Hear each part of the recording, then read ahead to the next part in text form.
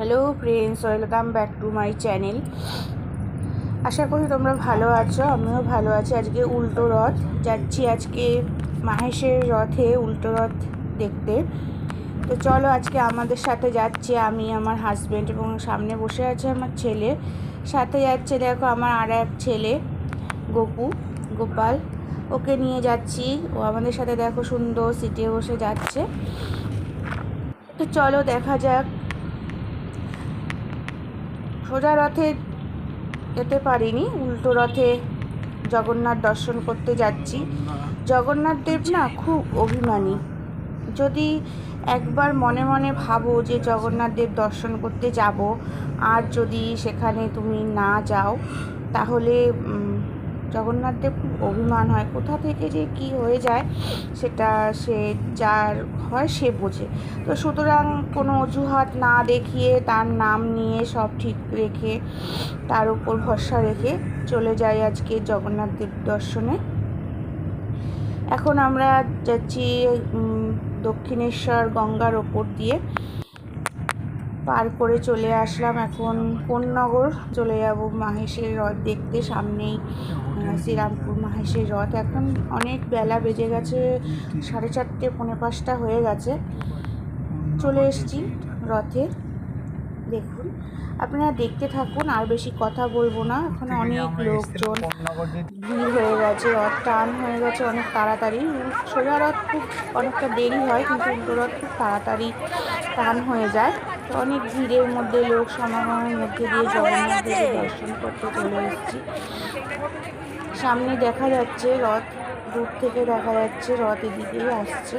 আমরা সেই মন্দির, জগন্নাথ দেবের মন্দির, নীলমাধব দেখে দর্শন করে,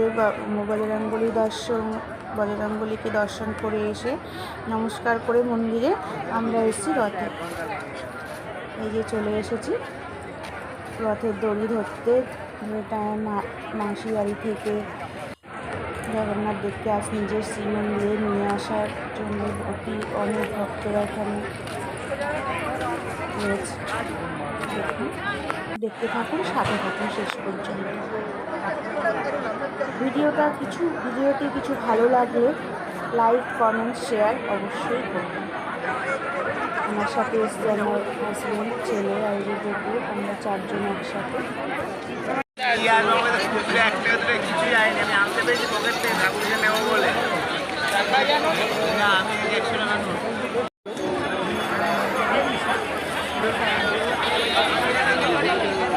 মেলার দিকে চলে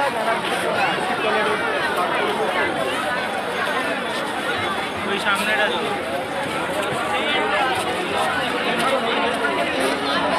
চলো চলো সামনে দিদি চলে যাবো। नीलाचल निवासाय नित्याय परमात्मने बलभद्र सुभद्राभ्यां जगन्नाथाय ते नमः।